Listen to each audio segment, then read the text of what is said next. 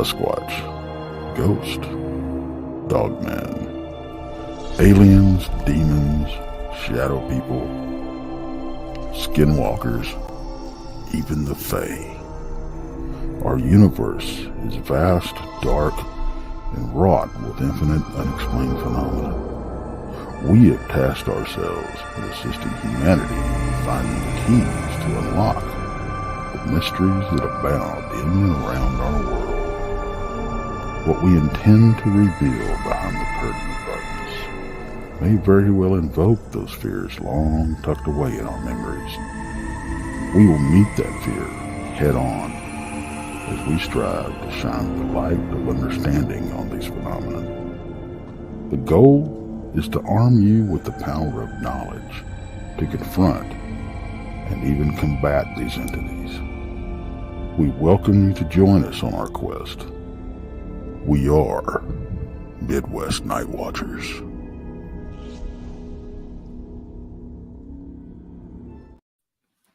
Hi everyone, welcome to Piercing the Veil. Hi everyone.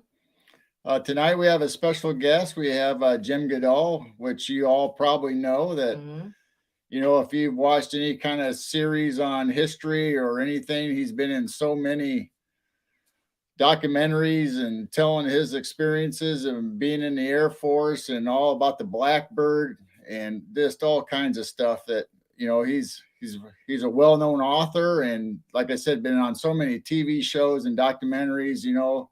He's just such a great guy, and we'll just bring him right on and get right into the stories. Hi, Jim. Hey, glad to be here. Welcome from hot and dry Arizona. It was 103, I think, yesterday. Wow. I don't think it's be as warm today, but we're almost in the middle of September, or at least we're a third of the way through, and it should not be this hot. But other than that, I'm delighted to be here. It's another fun Sunday afternoon. I was watching Denver. I was watching Russell Wilson play. Last year, he played terrible. And I've always been a fan of his because I lived in Seattle when he started playing for the Seahawks. And other than that, I'm just doing what I do. I just got off a 5,260 mile road trip.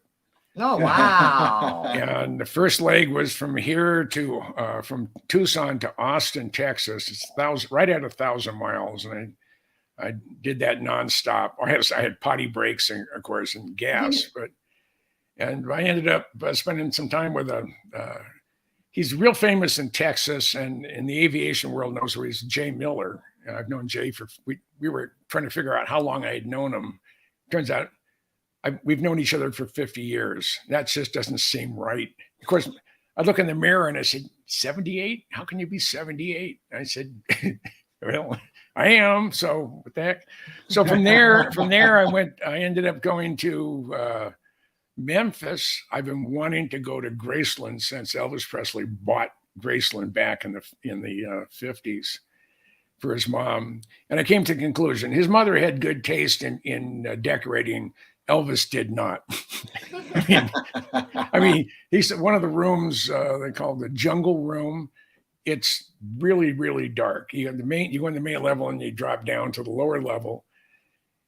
And it's green carpeting. I'm talking about Kelly green carpeting on the floors, on the walls, and the ceiling.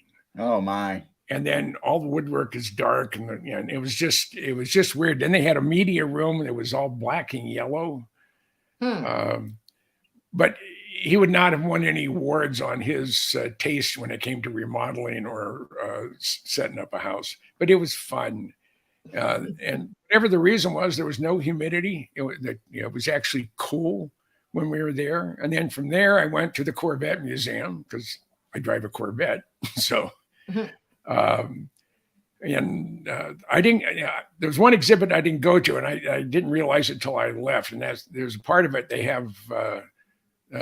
Not all the sinkhole was filled, so it just showed you just how bad things were. And the 1 millionth Corvette is in that exhibit, and I didn't go take a look at that. And that was the only one they couldn't restore. And then from there, I headed up to the Dayton, Ohio area and spent it with a buddy of mine. He was one of the first guys on the F-117 program. And I had told Lynn Hurley when I was on her program here last year, or the year before last, I said, tell you what, you and Dave, her husband, moved from the Boston area to Dayton because he has a house there and whatever. I said, next time I'm in town, I'll get you inside the cockpit of a Blackbird. I'll see if I can arrange that. She didn't believe me. And I called her the day before and I said, meet me at 8:00 at the front door of the Air Force Museum and we'll take it from there.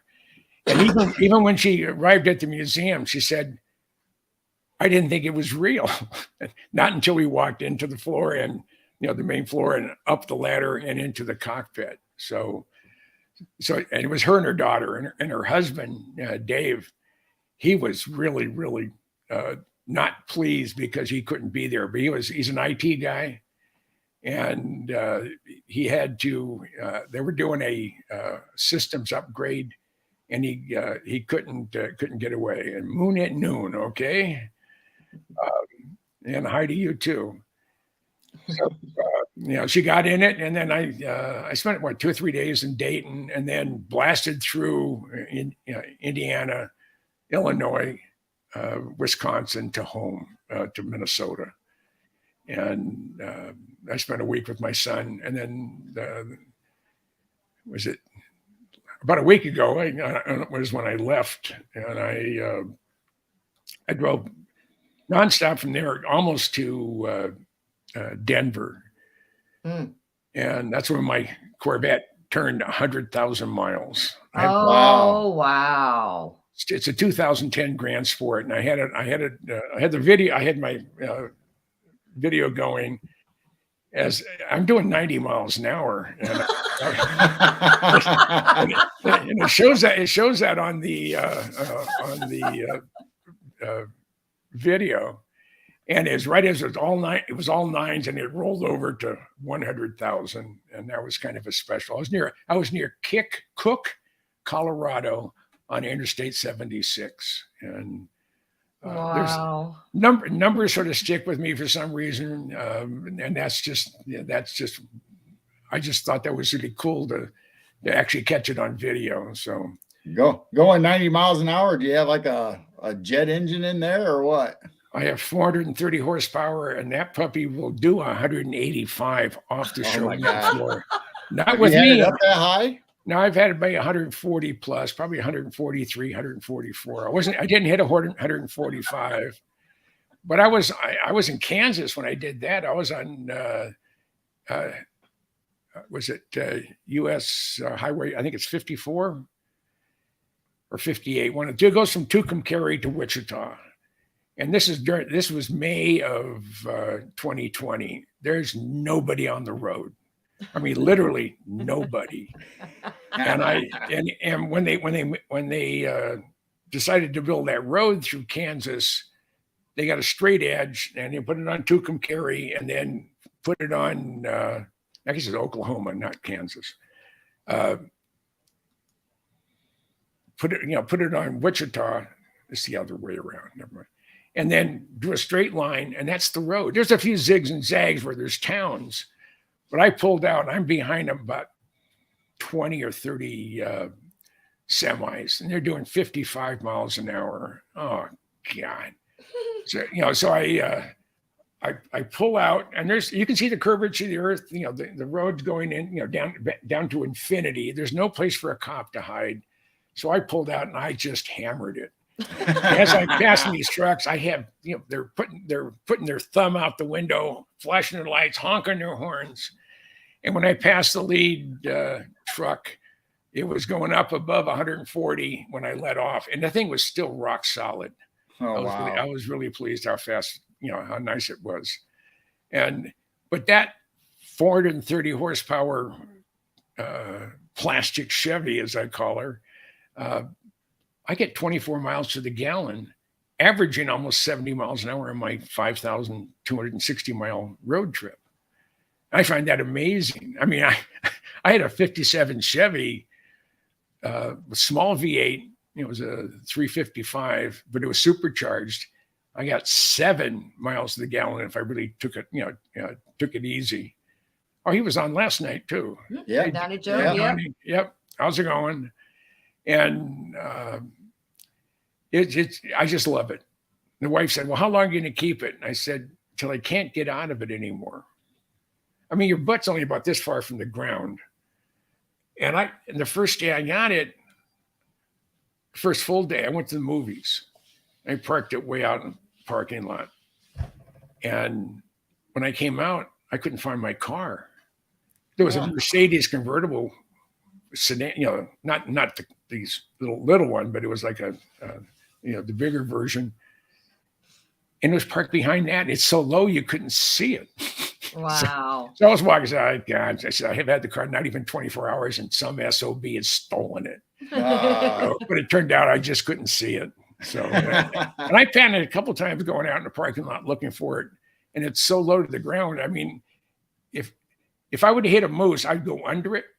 I don't think, I may catch the legs, but I won't catch the body. That's how low it is. So I just, but when I got to Wichita, I headed north on Interstate 35 on the Kansas tollway, and I could see about 5 or 6 miles ahead of me and a couple miles behind me. I was the only vehicle on the Interstate 35. That's the weirdest feeling. I mean, I made good time. I averaged over 70 miles an hour for the trip from Tucson to Minneapolis. But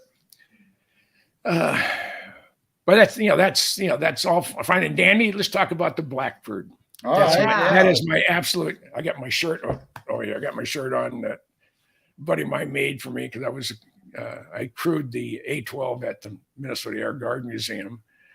And I was an 18-year-old airman third class. They don't call it that anymore because it's derogatory. But you knew where you stood. I mean, you weren't even a second class person. You were a third class person. But I was an airman third. Airman third? No, I was airman second. And I'm TDY at Edwards to support 3 programs. This is February of 1964. And I'm there, temporary duty. I was there for 90 days. And I was there to help support with ground-based telemetry for 3 Category 1 flight tests. The YC-141 Starlifter, which was Lockheed, the XV-70 Valkyrie, which I never did see fly, and that kind of disappointing. And at the time, a classified program, which turned out to be the Blackbird. And it came in on Saturday morning. It was February 29th, which was a Saturday. And they came straight in from Area 51 into Edwards. They didn't do a flyby or do a touch and go. They came straight in because it was still classified at the time. They hadn't announced the existence of it. When they came in, and there were 2 of them, Jim Eastham and Bill Park flew the airplanes in, and they brought them in, and the engines are still running, and they're facing with their rear ends facing towards the hangar, but the engines are running, and the heat from the J-58s set off the deluge system. I think it's 60,000 gallons in about 30 seconds. Will just literally dump on you. And of course, that set off all the fire alarms, and the whole base gets excited when those things go off. And I woke up and I said, something's happening on the flight line. So I jumped in my fatigues and I ran out to the parking lot. And we're 8 miles from the flight line where the billeting is. And my Dodge Power Wagon was gone. Someone had gotten it to it before I got there. One of the other guys I worked with. So I didn't see the event. I didn't see all the excitement there at the Lockheed hangars. But I had worked a lot of overtime. And in the Air Force or the military, if you work a lot of overtime, they don't pay you any overtime, but you get comp time for overtime. So I have most of the week, I have 3 days off. So I'm taking the Northrop shuttle from Edwards Air Force Base to Hawthorne, California, which is there in the LA area. And we're waiting for a Piaggio. It's a Italian executive type airplane. I think it was just regular piston engine, but it was pusher. It was gull wing. We're waiting for whatever, and I hear this roar coming from the other, from the far end of the base. I went running down the taxiway, and I looked towards the XB-70 test engine run-up pad. And at first, I thought it was the X-15. This thing is black, had square top tails, and one on the bottom, but it was too big because the people were too small, and the fire coming out of the rear end was just amazing.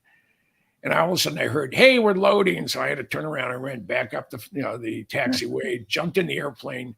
And when we took off right over Rogers Dry Lake, and we banked over. And I'm sitting right by the window, and I'm 18 years old. I joined the Air Force because I love airplanes. I'm looking down at the most incredible thing I've ever seen in my life. And it was a top-down view of the Lockheed Skunk Works YF-12A interceptor, which is one of the three basic types of Blackbirds that were built. And I've never been the same.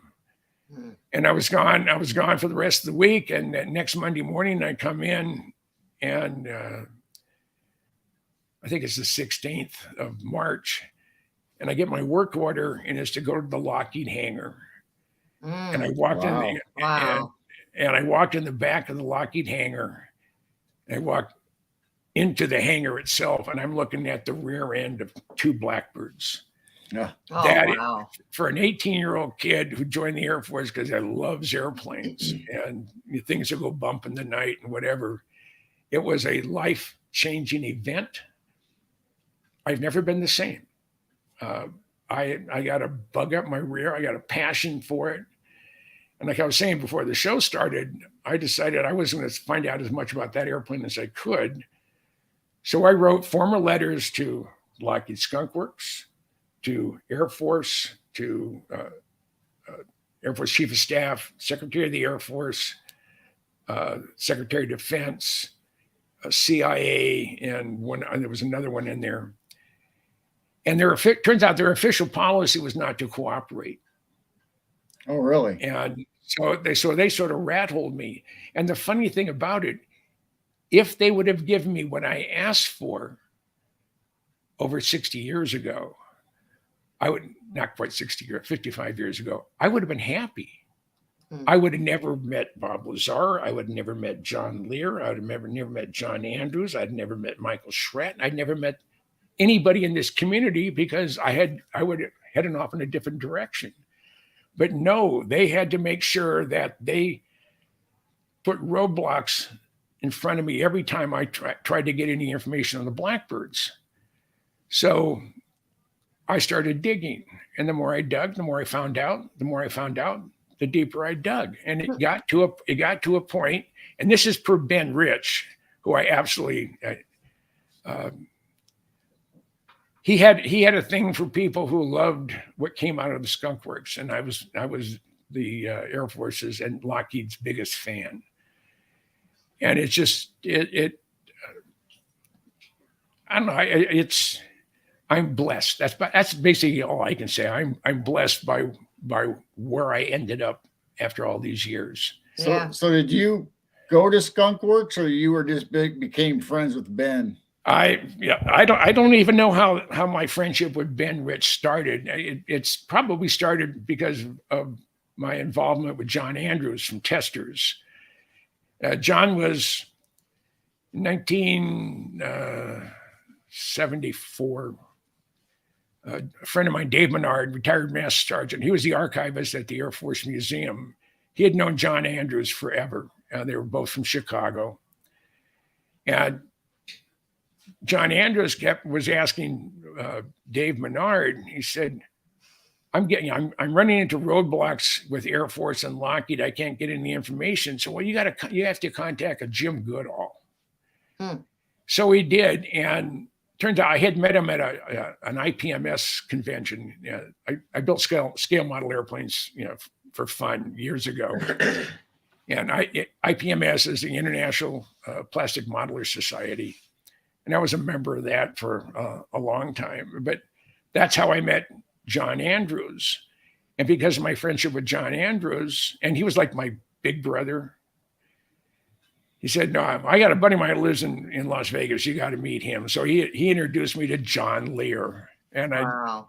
I knew John, 45 years. And he is the biggest character in the whole wide world. And for Moon at Noon, yes, the SR-71, even today, no one has an airplane that we know of, not even us, that can cruise at or above 2,100 miles an hour, at or above 80,000 feet. And we were able to do that 50 years ago. Why aren't we doing it today? The only thing that fly up in that area, in that rare airspace, is the U-2 and a bunch of unmanned programs. But as far as a manned air-breathing platform, that's the only one that we're aware of. Now, I know there's Aurora and the mother airplane that launches Aurora. And that's but I can't nail anybody down where it operates out of. It's not Area 51. Area 51 is not an operational environment.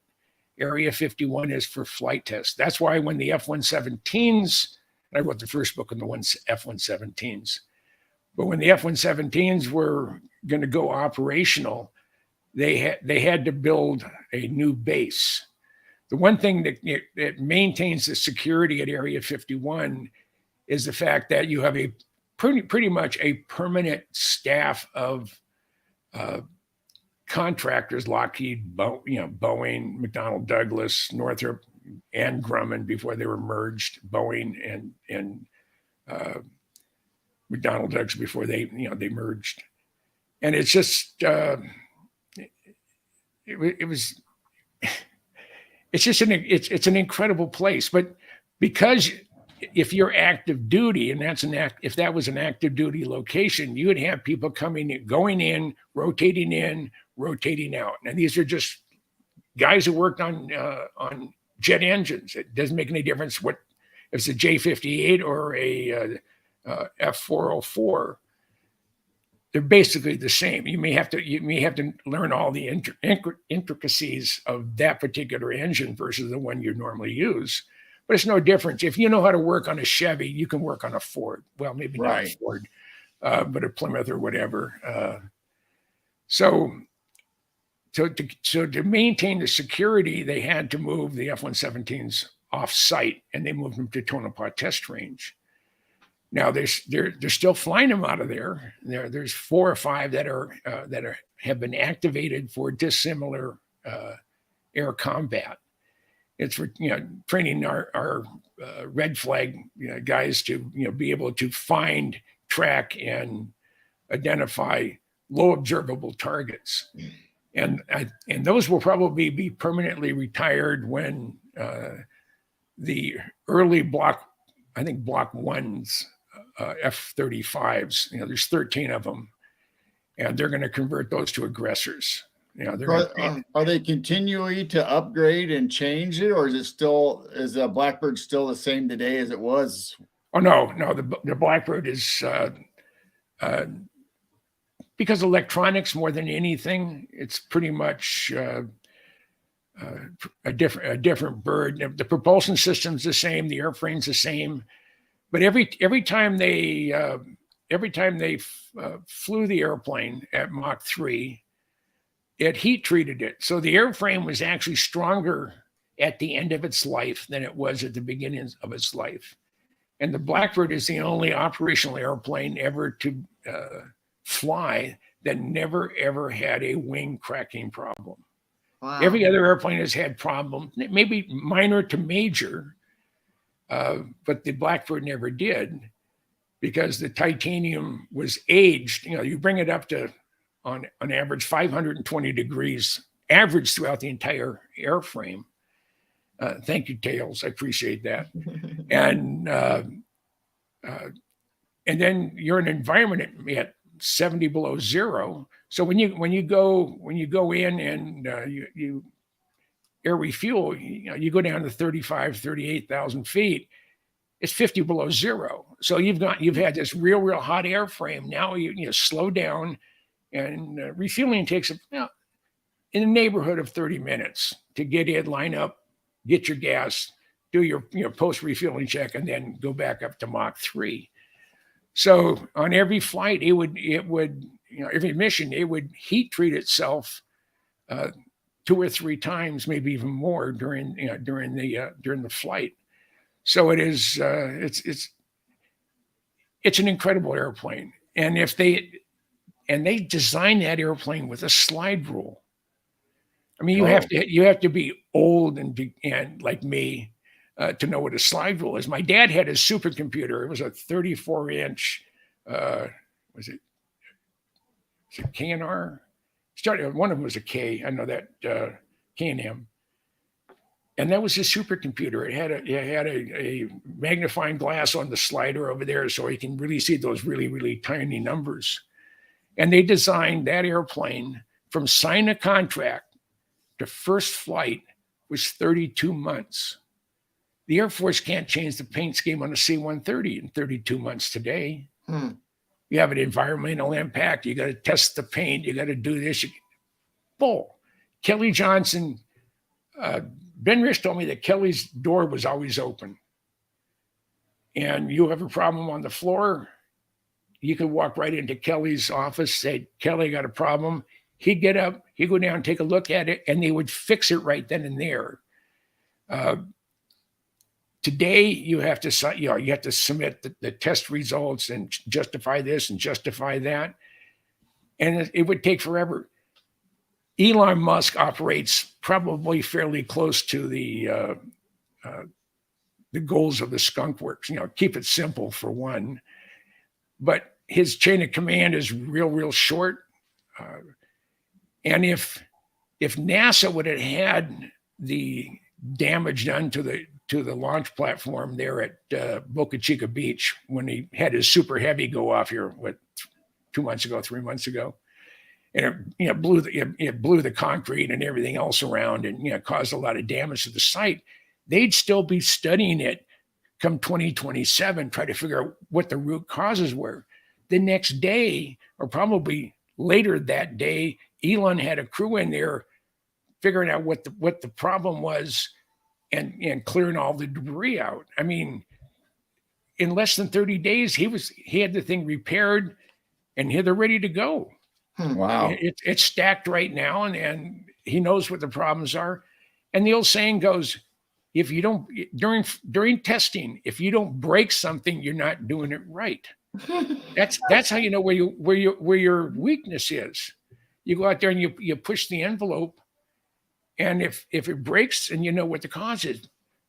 But if NASA had been involved in it, they would have put together a blue ribbon panel of experts and spent the next 5 years, like the orange space capsule. I mean the moon capsule. Right.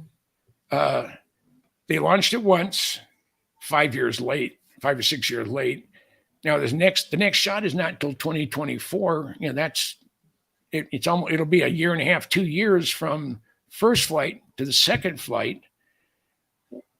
What the hell is going to take that many years to fix whatever you identified as any problems or anomalies? Our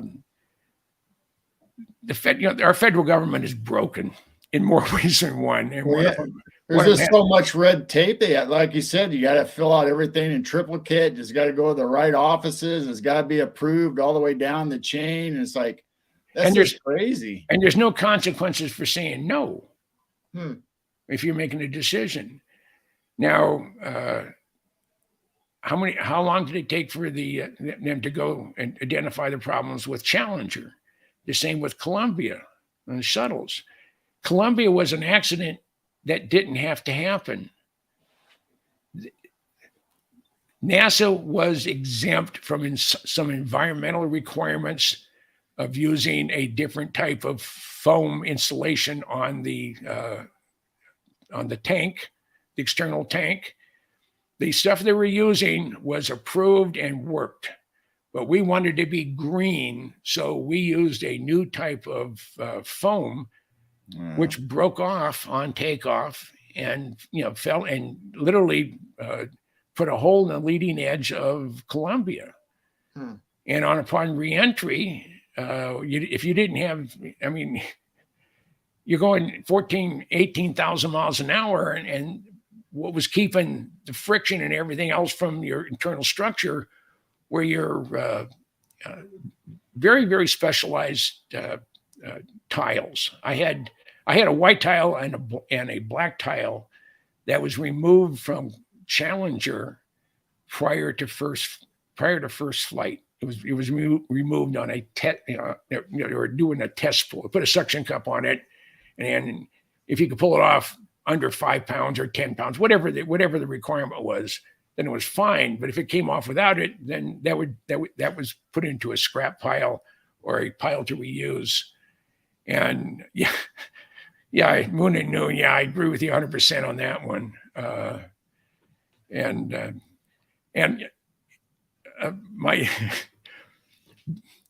When we acquired the Blackbird from the Minnesota Air Guard Museum, and I got that because of my relationship with Ben Rich, who replaced Kelly Johnson at the Skunk Works. And we talked once a quarter for over 20 years. It was almost 25 years. He wasn't president when he first got hold of me. Kelly was still in charge. And he called me in August of '89, and he said, Jim, said, the Blackbirds aren't going to make it through Congress. If anybody could scrounge one, it's you. So I went to the base. Now I had 5 years active duty, a 10-year break. And in 1978, 76, I joined the Minnesota Air Guard as a traditional weekender. I ended up becoming the wing historian, and I was also on state staff. But this is before cell phones, so making a long distance call could be expensive. Mm-hmm. So I went over the base and I got on, they called it Autovon back then. I think it's called DSN today, the Defense Network. And I called the Adjutant General of the State of New York, and the secretary answered the phone and said, General Weaver's office. I said, yes, ma'am, this is Sergeant Goodall with the 133rd. That would be the airlift wing there in Minneapolis. I said, is General Weaver available? Just a minute, Sarge, I'll put you through. So General Weaver got on the phone and said, Sarge, how can I help you? And I said, sir, I have a question. How would the New York Air Guard like to move the world's fastest airplane in a couple of your C-5s? Quiet for quite a long time. It must have been 10, 15 seconds. He said, you mean the Blackbird? I said, yes, sir. He said, when you're ready, you call, we haul. So in I think it was March of 91, March or April, we got the okay from the Air Force Museum that the 8th production A-12 Blackbird was going to be given to the Minnesota Air Guard Museum. But we had my boss had asked me, Major General Al Schwab, when I told him I wanted to get a Blackbird for the museum, he laughed at me. And that's when I told him, I said, sir, just don't say no. Give me an opportunity to fail. And that's when he asked me, he said, all right, Smarty, how are you going to get it here? I said, I got that covered. So what do you mean? I said, I contracted General Weaver at the Adjutant General's office, the state of New York. I got 2 C-5s lined up. That's how I'm going to move it. So we got the okay from the Air Force Museum. We got the okay from Lockheed. I did a preliminary walk around the area. And they had moved all the A-12s out near the unused passenger terminal there at Palmdale, Air Force Plant 42. And they weren't accessible by the general public, and you couldn't hardly see them. But they moved them all out of the Skunk Works area, and site, and also at Site 2. So when they lined everything up, I had we got the 8th bird, and Ben Rich had made arrangements when we were taking it apart. He made arrangements for us to tow the airplane over to the new Skunk Works location there, where it was Site 10, but it's the southwest corner of the Palmdale complex. And as we're towing the thing over, I'm up in the cockpit of it. It was like I was the queen of the king of the Rose Parade. I mean, I couldn't. You couldn't slap the smile off my face. And we pulled it over to the new Skunk Works location there at Palmdale, and where we had air and we had water and we had facilities. rather than being it out in the dirt. We took 2.5 days to cut the wings off the Blackbird. I was fortunate enough. I had 3 chief master sergeants that each of them had over 40 years experience working on Lockheed airplanes, primarily the C-130. And then we had, there was a total of 12 of us that were there to dismantle the airplane. I had a film crew go out there. They did a documentary on it. I had, I mean, it was just a kick. It was the icing on the cherry on top of the cake when it got all over and done. But on October 13th, we finished taking the wings off, and we had to wait for scheduling to get the C5s in. And the first C5 came back on the morning of the 27th of October. And we loaded the Blackbird into the C5. We had 1.5 inches of clearance on the floor. I was going to ask you. I obviously had to take the wings off. The C5 is pretty big. It's huge. Yeah, it's the wings were cut at wing station 112, and it's just outside the main landing gear. We had to take the outboard wheel and brake assembly off, as if it's a 3-wheel bogie. And I figured if we were tight, we could always put a come along in between them and torque them in. But on the sides, because I was concerned about the floorboard, but also on the sides of the fuselage, the cut was made at 19 feet wide. The floor is 121. The cargo floor is 121 feet long. The airplane is without the static pitot tube is right around 100 feet. So I know it fit lengthwise. And the only concern was width. But I managed to go in and measure a C5. I probably measured it 20 times to make sure that I knew what the numbers were. So we on October 27th, we loaded it up, and they didn't have gas at Palmdale. So we flew up to Travis up in the Bay Area and spent the night. And the next morning on the 28th of October, we head on out, and we're out now about 40 minutes out from Travis, and the Chief Master Sergeant, the E9, is going to go down and check the load. I said, "Can I go down with you?" And he said, "Well, normally the answer would be no, but because this is your project, sure, come on down." So I went down, and with the landing gear and the wings cut off, I could climb up in the landing gear, walk down the chines to the cockpit. I had a wheel chock in the canopy. That's a heavy canopy too. And so I lifted it up. I locked it in the up position. Got in. I had a 5-gallon bucket and a cushion, on the ejection seat. The ejection seat's all the way down, and disarmed. Of course, had been sitting there for 25 years in the sun there at Palmdale. And I closed the canopy. I'm in there for about 45 minutes. I am inside the Blackbird cockpit. And after about 45 minutes, there's a wrap on the bottom of the fuselage, and I opened the canopy. Say, "Yeah, we have to go back up." So I got out, reversed what I was doing, went back up, and now we're on final approach coming into Minneapolis. And the chief came back to me, said, "Jim," said, "the boss said it's okay if you're in the cockpit when we land." And I thought he meant the cockpit of the C5 because I'm already in the forward part of it. And he said, "No, downstairs." So I go back downstairs, and the next day I called Ben Rich, and I said, "Ben," but this time he's the president of the Skunk Works.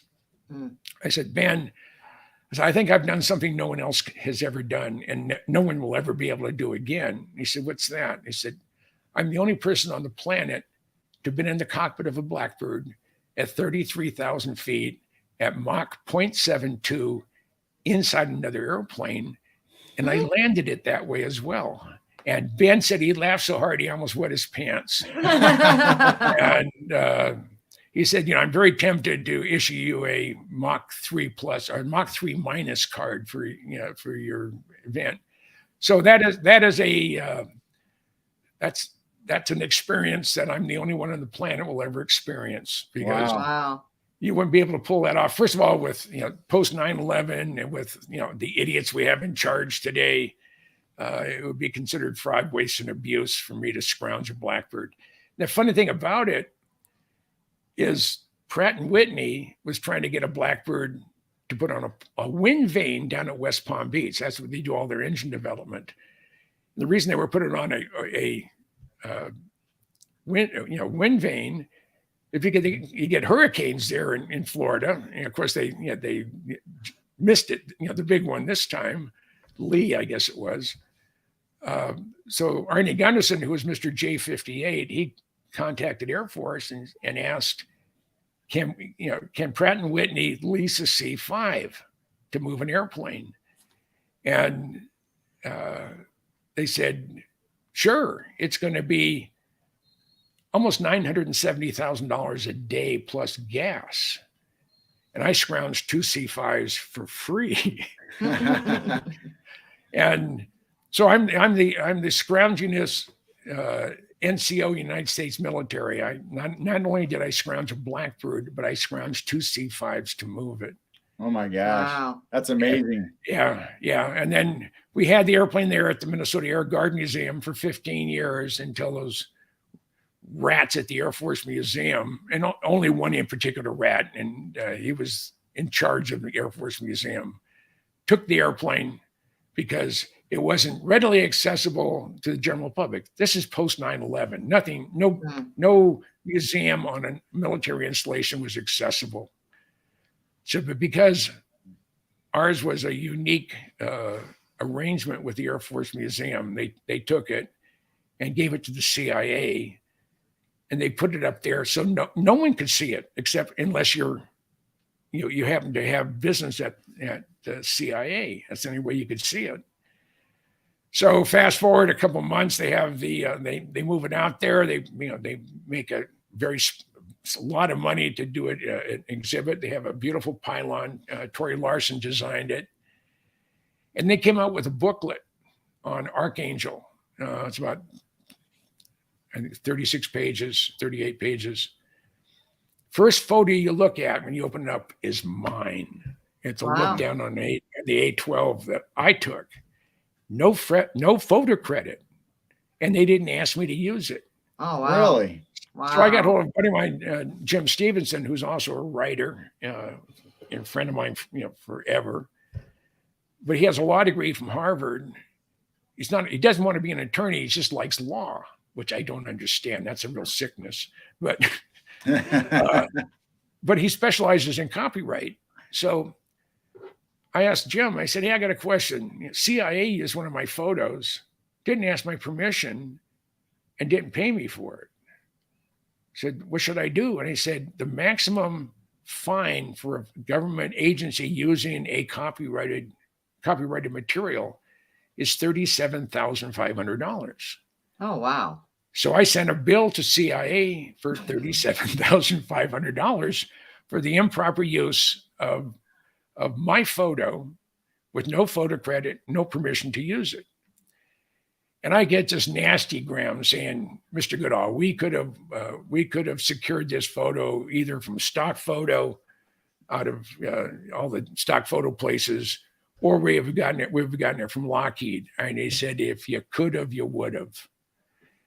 So I said, now how do we know that's your photograph? So I sent them 10 examples. It appeared in the Wall Street Journal, credited with that little funny circle with the C in it, right. Photo by James C. Goodall, and in 9 other publications, which I photocopied, put it in an email and sent it off to CIA. The next day, I get a call from a Mr. Levine, and Mr. Levine is the chief legal counsel for the director of Central Intelligence. Wow. You can't, on the spook industry, you can't get any higher than that guy, other than president. And he said, Mr. Goodall, we understand. Thank you for your input. We understand that, yes, that is your photo in the CIA booklet. And the gentleman who put it together has a new understanding on the improper use of copyrighted material in a government publication. said, but we can't pay you. We can't agree to $37,500. In the back of my head, I'm thinking, yeah, $500, I'd be happy.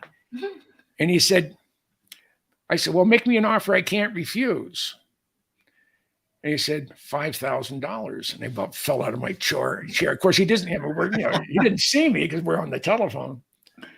I said, I'll agree to that under one exception. I said, what would that be? I said, I want permission to come on to the campus of the CIA and do a 360-degree walk around with my camera of my Blackbird that it's on the pylons out there. And came back, well, we have to get permission from the Director of Central Intelligence. So it went back to the Director of Central Intelligence. I got the permission. He said, when are you going to be here? I said, I can be there on 22nd April of 2009. So I go and I'm staying with my friend Jim Stevenson. He picked me up at the airport. I'm using his wife's car. She was traveling somewhere. So I drive up. I don't have a rent-a-car. They don't know what vehicle I'm driving. And I drive up to the gate at CIA. And as I'm rolling down the window, the guard is handing me a blue placard to put on my dash. It said, Mr. Goodall, welcome to CIA. I mean, I haven't even pulled out my wallet yet. Oh my gosh. And so they knew who I was. So we said, put this on your desk, on your dash, and park where it says DV only. So I pull up right front door of CIA, the one you've seen in the movies, and they have a set. Movie companies have a set which shows the atrium of headquarters of CIA, but because they don't allow movie crews in there to film. I even asked that. And so I go through the front door. As I go through the front door, the guard at the far end and said, Mr. Goodall, welcome to CIA. Michelle will be right down. So I'm sitting there, and here comes this drop dead gorgeous blonde lady in a red suit. And her name's Michelle. She is the public affairs officer. She said, you must be somebody special. I said, why is that? And I said, you're the first civilian, non-related to government work, to be allowed on the facility of the CIA with a camera. Oh wow! Wow! And I said, I'm a squeaky wheel. So we said, well, leave your cameras in the car. We have to go in and sign some paperwork first. So I met Mr. Levine. He was there to greet me, and I was hoping the letter, the check would come off. It said Central Intelligence Agency, but no, it's just a government check that you get. If it had CIA, I was gonna photocopy it and put it up on the wall. So we go through some stuff. I signed some paperwork that I won't come back and try to sue the government. This was going to end that particular part of it.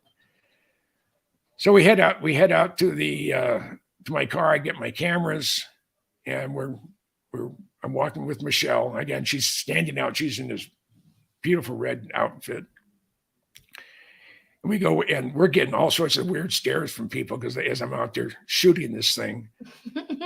And then when it was done, we went to the gift shop. I got myself a CIA polo shirt from the CIA and a T-shirt from the CIA. I wish I'd have gotten 3 or 4 T-shirts because I've worn it so many times it's all fading out.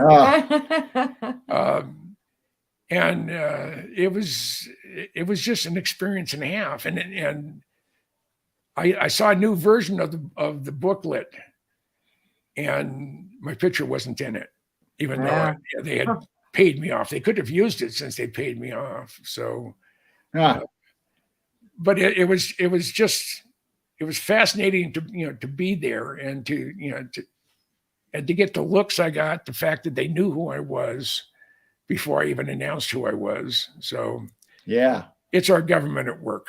Oh yeah. I was going to ask you earlier, did they take out any technology or anything in the airplane when they shipped it to you guys, or when it went back to the CIA? Well, no, the camera, the camera, it was a Type 2.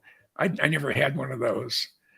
No, they just took it. Now, well over half the instruments in the cockpit came from me, Mm.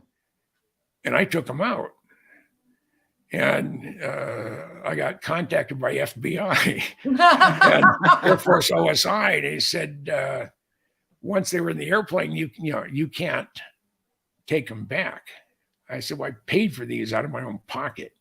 Mm. And they basically said, tough. So I actually had them hidden for a year. I wouldn't tell them where they were at, and they were getting really threatening. My son had them in his garage. And I said, well, bring it over to the base and just leave it at the guard shack. Tell them it's for the museum. And they shipped the stuff back.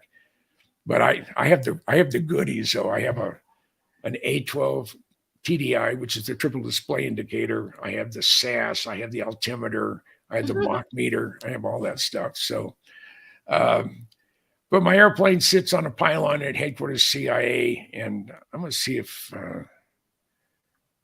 think I have virtual background here somewhere. Yeah, there it goes. Ooh.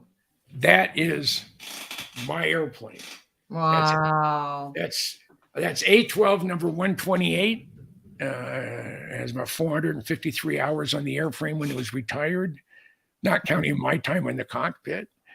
The cockpit is still populated, but not like it was. They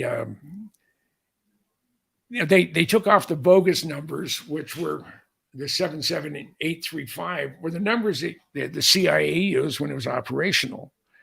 And they would change the last two digits, or sometimes the last three digits on every flight, just to confuse the Chinese and North Korean and North Vietnamese spies and the Russian spies. And in some cases, they would paint the thing over with a black latex paint, then put on a tail number, and then do a different one on the other side the same way. And when you went up to Mach 3, the paint would burn off, and you'd have a different serial number. So this airplane would take off. It would never land anywhere. It'd come back and had different numbers. and you can only see the airplane.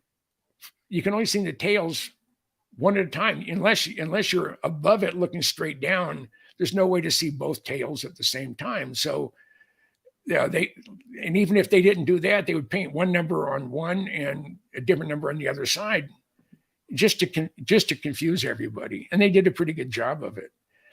And they had they're at Kadena, Okinawa, at the Hammerhead, and that's where they generally launched.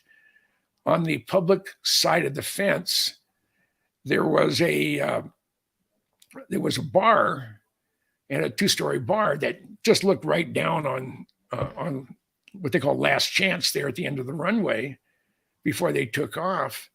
So they figured they had some Soviet, Chinese, and North Vietnamese spies in there. So they increased the blast shield by about 10 feet to block off the view from this two-story bar.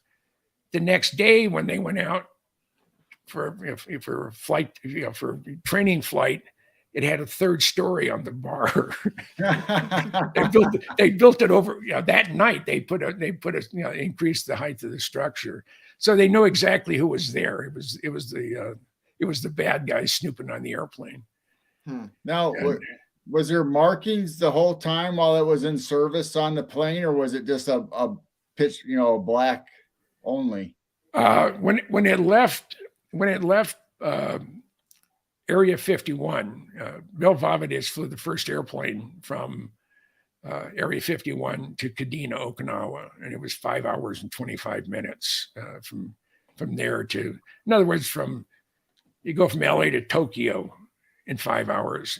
That's amazing to do it. But this is Area 51 to Okinawa.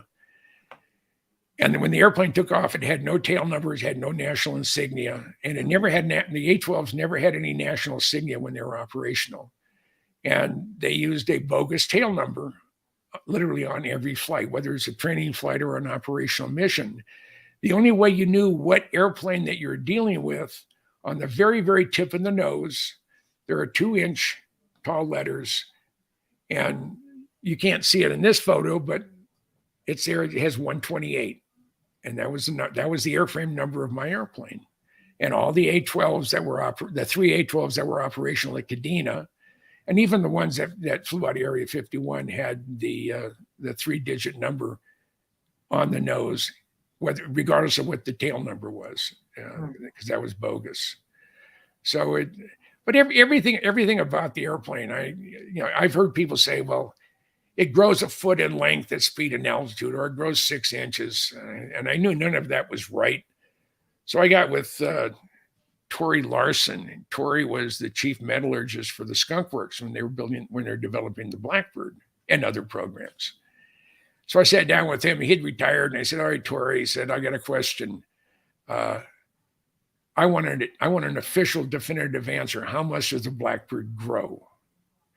So I said, "Well, we can figure that out." So he pulls out his metals Bible. It gives the coefficient of expansion of every type of metal you can find or can be made by man. And he found the specific type of titanium. It's B210, something else after it. And he goes through all his calculations, standard day temperature, the deviation from it, the temperature at altitude, the whole bit. After 21 minutes of Mach 3 flight, the airframe is fully heat soaked, and the overall average temperature of the Blackbird is 520 degrees, which is hotter than your broiler. Wow.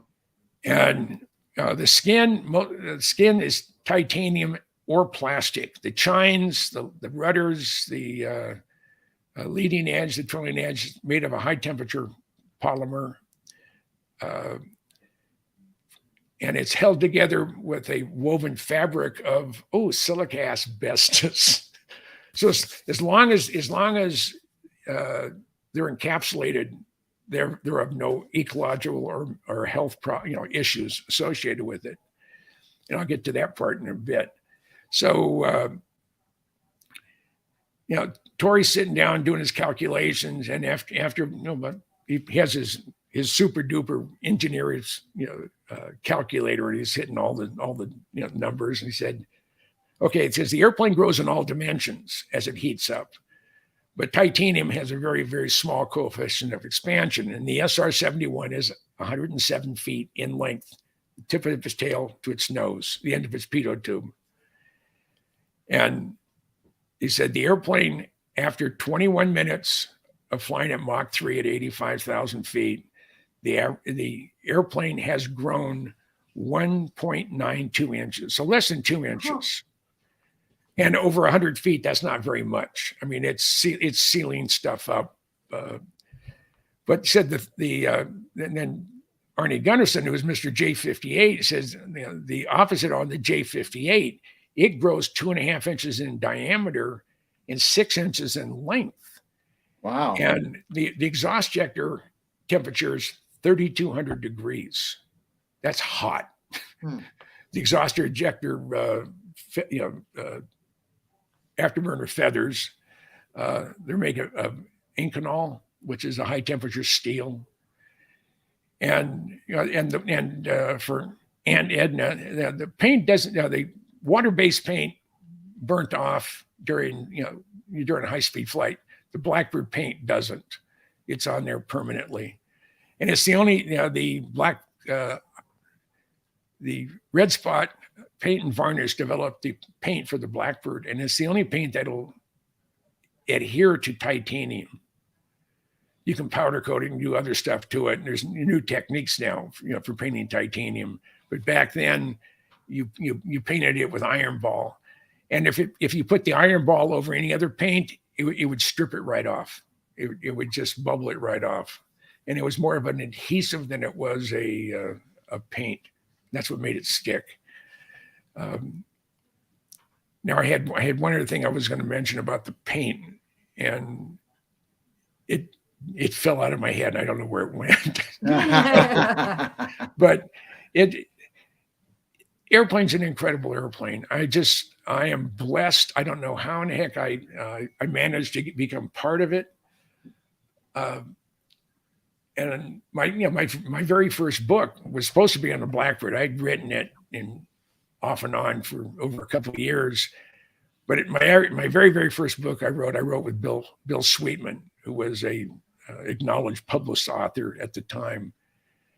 And we wrote the very first book on the F-117. So I've always had a passion for Lockheed Skunk Works airplanes. But the A-12 Blackbird is the prettiest airplane ever to fly. It is I think I hold the record for being the scroungiest NCO United States military. I scrounged a $100 million spy plane and 2 C-5s that were about $1 million a day to move it. And there's no one in the military, not even Sergeant Bilko, if those of you who are old enough to remember Sergeant Bilko. So I'm very, very pleased of how we got it and how it was taken care of. And then I call the rat bastards at Air Force Museum took it. Yeah. And we tried to fight it. And I wasn't successful. So, and the thing that really irritated me, Alabama has 3 A-12s in Alabama. There's one in Montgomery, there's one at Mobile, and there's one in Birmingham. And the state of Alabama doesn't need 3 A-12 Blackbirds when there are only 9 of them in existence. Oh, man. And the other thing, other people don't understand, they built 50 manned Blackbirds. They crashed 20 of them. And in January of 67, in a 10-day period, they lost an A-12 and they lost 2 Blackbirds. One was wheel and tire failure. One was pitch up. They weren't paying attention to their angle of attack. They were watching an incredible hammerhead storm at about 60,000 feet. They just refueled with a tanker, and they're I don't know if they're slowing down, but their angle of attack kept going up. And all of a sudden, the airplane pitches up inverted, and the only way out is pulling that thing between your legs. It's yellow and black. It's ejection handle. And they had what it was 969 was flying out of Kadena. They were over Thailand, air refueling, and they were watching a thunderstorm, and the airplane pitched up. And next thing you know, they crashed. They were recovered, very, very rural Philippines, and they found a phone. They were able to call the command post, collect. Said, "You're supposed to be at 85,000 feet over Hanoi right now. Where are you at?" I said, "We're outside of such and I think Korat Air Base here in Thailand. We have an incident. We had to leave the airplane." So stuff like that. When Blair Bozick, who was the backseater, I can't remember his front seater, the pilot's name. The very, very last SR-71 or Blackbird to be lost was April of 89. And they were a training mission out of Kadena. They were at speed and altitude, and they had a catastrophic engine explosion, and they lost all their hydraulics. But they were able to descend to a lower altitude, and they punched out. And they were picked up by a group of locals in dugout canoes that 20 years later had been cannibals. Oh, yeah. So they pick them up in a dugout canoe. They take them back, take them to the mainland. They're only a mile or so off the coast in fairly shallow water. So they picked up the crew back at Kadena, and now they're going to go look for the wreckage. And Air Force calculated where the thing crashed. They said it was supposed to be over here, and the locals said, "No, it's over here." So no, we're going to go over there. That's where we calculated it to be. So 6 weeks they went back and forth with a destroyer, using pulling the platform that had a specialized synthetic aperture sonar, and they're trying to find where the thing is. So they and they can't find it. So finally they get way over where the locals said it crashed. And oh, guess what? That's where it was. So they sent a team of it's underwater salvage group. They go through the same training as Navy SEALs. Navy SEALs only go down about 100 feet. Usually they're within 20 feet of the surface. These guys can go down to 1,200 feet. They're in the deep diving metal right suit. So they were down there, and 150 feet is where the crash ended up, and that's shallow water for these guys. And they came back up after the first dive, and they said, we found the back half of the airplane. We can't find the front half. They didn't know where it was. I mean, and they went on searching. They couldn't find it anywhere. And they said, my God, hoping the Russians didn't come and take it. So finally, one of the divers said, is there supposed to be a static pitot tube on the back of the airplane? I said, no.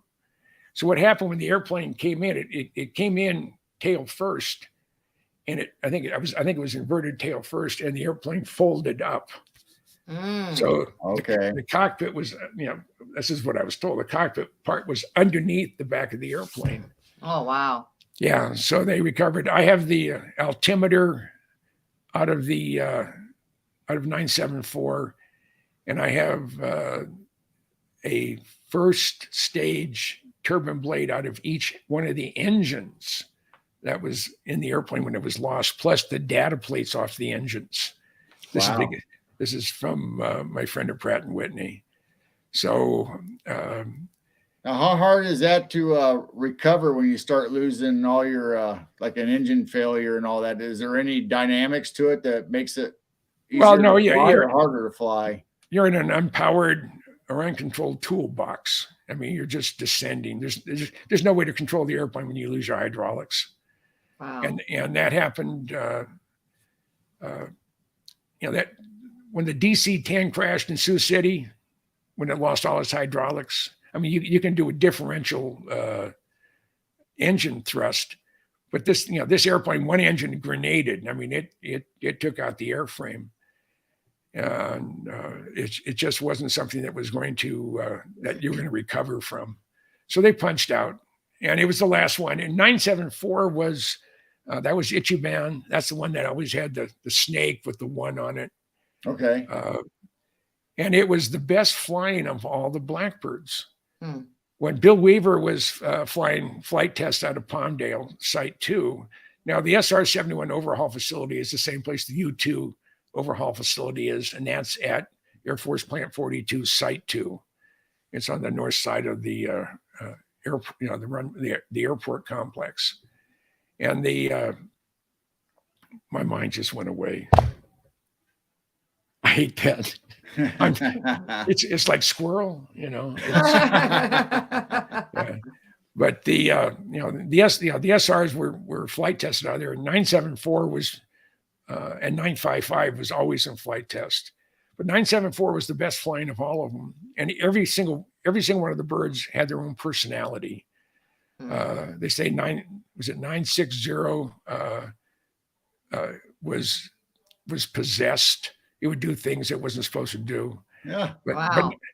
But one of the reasons why the PMA Air and Space Museum here in Tucson has the second the SR-71 built is it was given to NASA, because he would sit on the end of the runway and all of a sudden the rudders would start going, both of them would start going back and forth.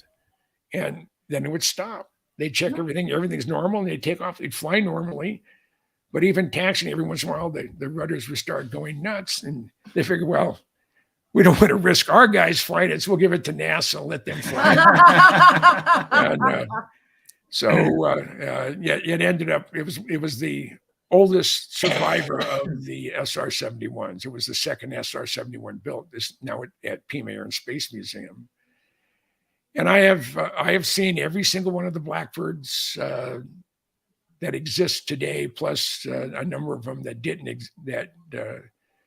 doesn't exist today, because I saw them before. The two other YF-12s, I saw all three of them. They were at Edwards when I was there, And that's an experience and a half for a young kid who's 18. Just, I turned 19 when I was there. So it's been a passion. My wife's, and I've had multiple ones of those. Am I boring you? I'm sorry. No, dog's upstairs barking at something, so he's gonna go check it Oh, out. okay. All right. I don't know. How did Bob Lazar come into your as a friend? If I don't know if you want to talk about that. Oh, no, I'll be more than happy to do that. As I mentioned before, John Andrews introduced me to John Lear, and I became friends with Lear for 45 years. And they announced the existence of the F-117 stealth fighter on the 11th of November, 1988. And I got really excited about that. I mean, I knew about it. I knew about Half Blue, but I didn't know what it really looked like until they showed the one photo. It was taken with a telephoto. It was backlit. It was at night. It was a terrible photo, but it was the one photo that was released. And I knew, I'd heard that it was flying on a Tonopah test range. So this is the first week of January of '89. I called John Lear. I said, John, I'm flying into Vegas tomorrow, and I'm gonna rent a car. Let's you and I go up and see if we can shoot an F-117. See if we can find one. So we're going up US 95 outside of Vegas, and we're about 15 miles past Scotty's Junction. And the reason I mentioned Scotty's Junction, one, it's a significant waypoint between Las Vegas and Tonopah, but it was also the location of a legal house of ill repute, also known as a whorehouse, that was taken over by the federal government, and they ran it out of business. I don't know how you can, the product doesn't spoil. Well, some of them do, but the product doesn't spoil. And so we're about 15 miles north on US 95, and an F-117 flies over us at about 45-degree angle from the road at about 1,500 feet. And I about crashed the car. Yeah. So we got to Tonopah. Now, this is before digital cameras. So I normally shot Kodachrome 25 or Kodachrome 64. I did that for 30 some odd years. And so I'm shooting with Nikon. I have Nikon lenses, and I have I'm shooting Kodacolor 100, real fine grain print film, color print film.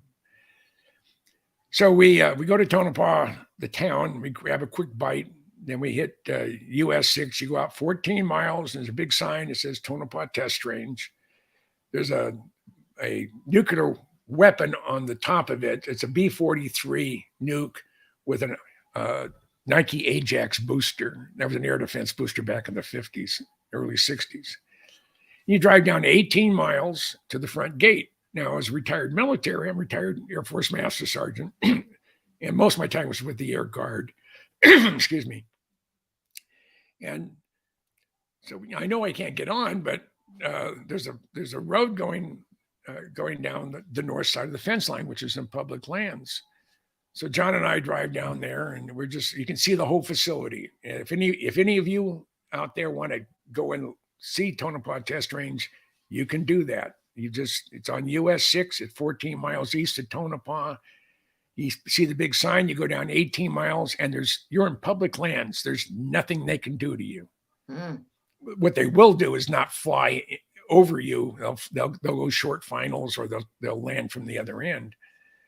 But we're standing out there, and I look to the north, and there's a little fuzzy black ball with a light underneath it, and another smaller little bluish yellow dot with a light underneath it. So I said, that's got to be the F-117 with a photo chase, or a chase plane. And as it's getting closer, I'm out there. I only have a 70 to 200 meter telephoto. So I'm out there, and as the F-117 is starting to fill up my viewfinder, my body starts vibrating. I'm like a 10-year-old boy seeing a naked woman for the first time. I mean, I couldn't stop vibrating. And I'm just shooting the whole, I went through the whole roll. I told Lear, I said, let's get out of here. Let's get back to Vegas so I can get this thing processed. And back in the day, there were things called photomats. They were a franchisee from Kodak. They were red and yellow little buildings in the middle of a parking lot. Today, you want coffee, and the baristas have taken over those types of buildings.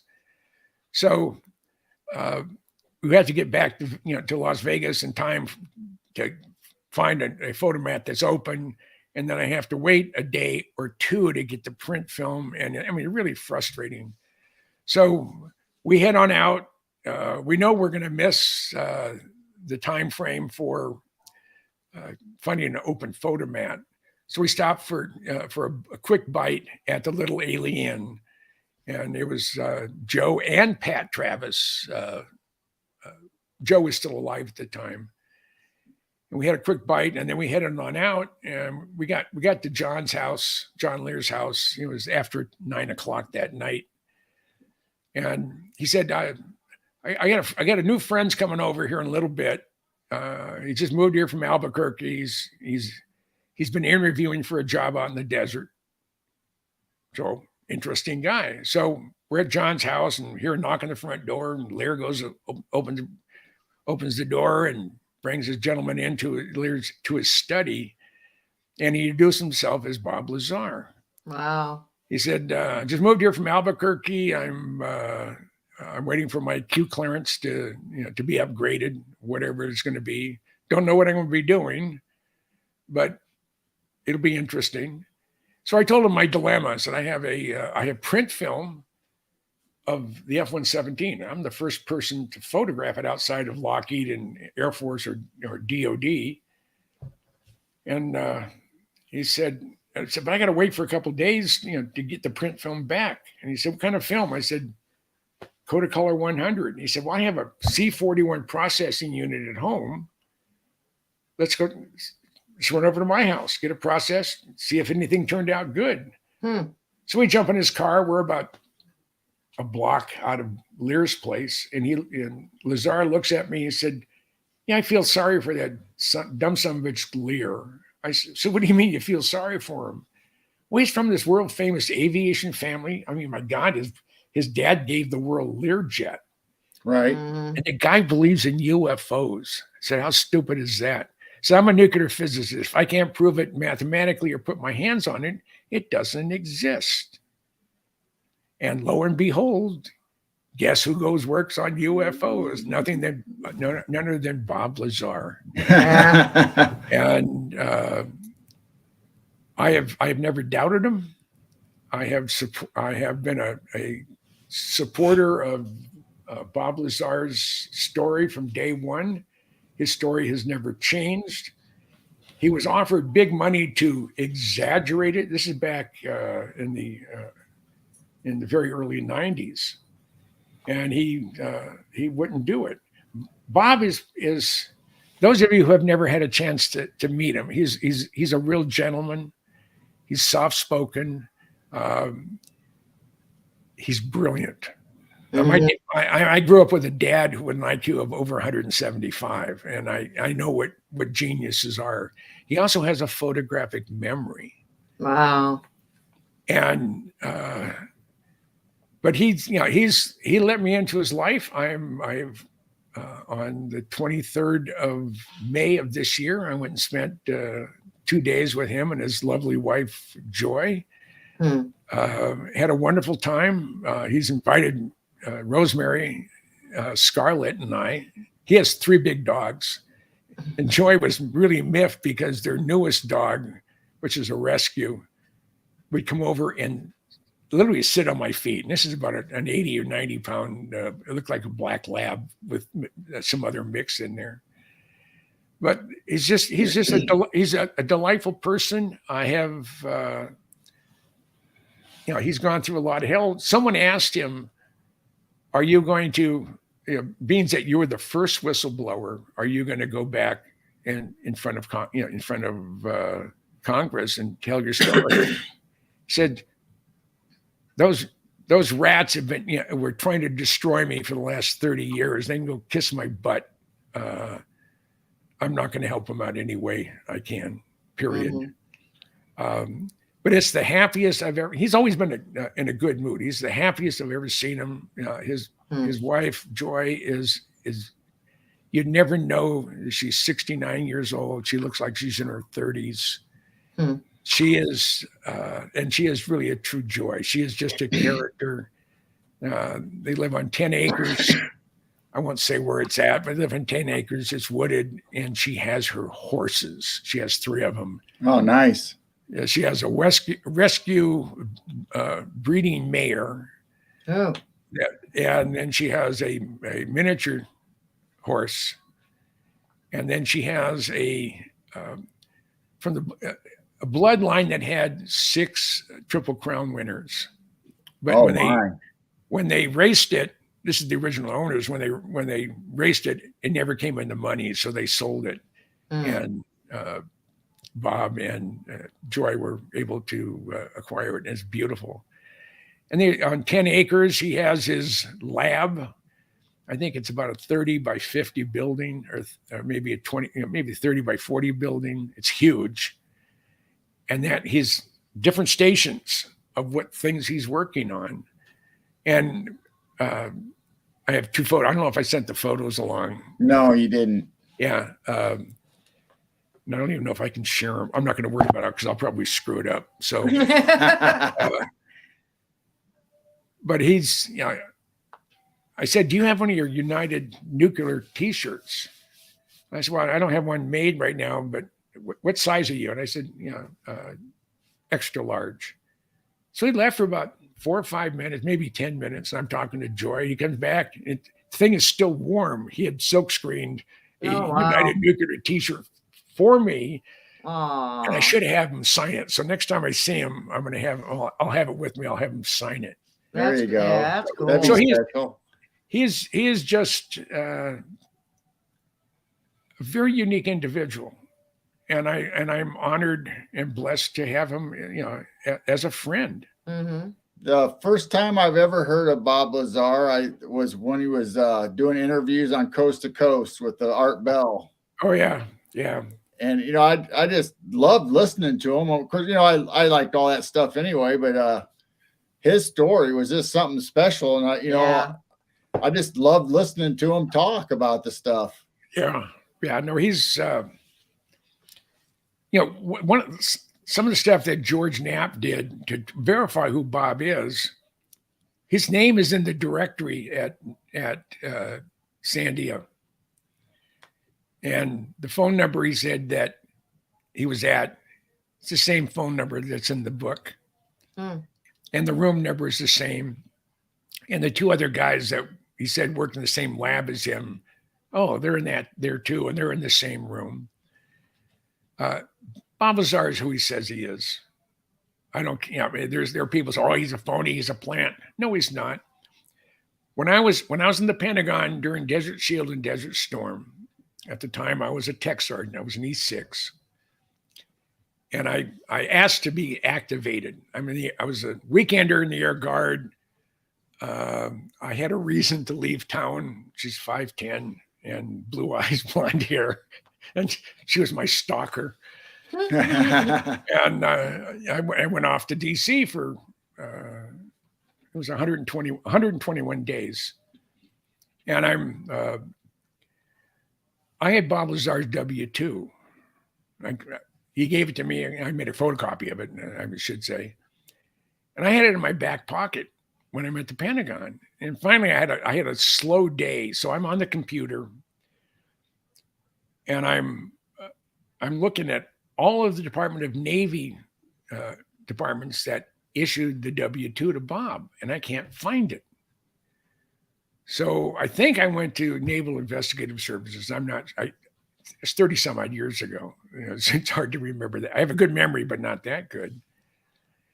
And so I decided I was going to see if I can find where this location is, because there are locations of the Navy that are they don't even announce its existence. The name of the organization is classified.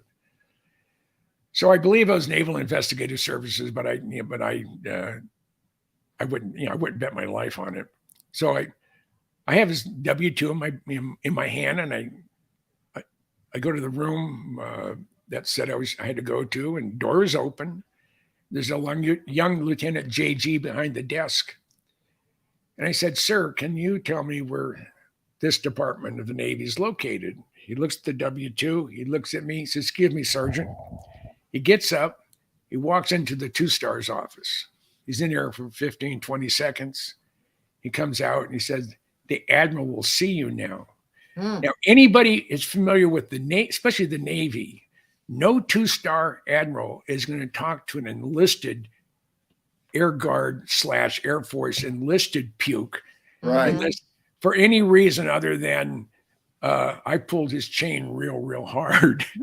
Oh my. So I go in there and I gave him a sharp salute, and he doesn't say "at ease." He said "parade rest." So I knew I was on his list. Mhm. So I'm standing there, and he is pissed. He's holding us and says, "Sergeant, I don't know where you got this, but if I ever see your face cross the threshold of my office ever again, you'll be the most sorry son of a bitch an NCO in the United States military. Do you understand me, Sergeant?" I said, "Yes, sir." He said, with that, he said, "You're dismissed." And as he said dismissed, he takes Lazar's W-2 and puts it in the shredder. Oh. If Bob was a fake, he would not have that reaction. Yeah. Right. Right. If Bob was a fake, when they asked Edward Teller's spokesperson to ask Edward Teller, "I understand you hired Bob Lazar to work at S4." And all they said was no comment and turned away and walked away. If Bob was a fraud, all Tellers had to say, "I've never heard the guy. I don't know who he is." But he said, because you can neither confirm nor deny the existence of a classified operation. And to admit the existence of Bob Lazar would admit the existence of S4 and the fact that he worked on one of 9 craft that were in there. And apparently the sports model that he was responsible for is an ancient find. It was apparently buried and dug up. Oh. And brought to S4 pretty much intact. Now Bob is working on a project. I don't know. I know the people he's involved in, but I don't know what is going to happen. But he said there's going to be an event happening probably before the end of the year.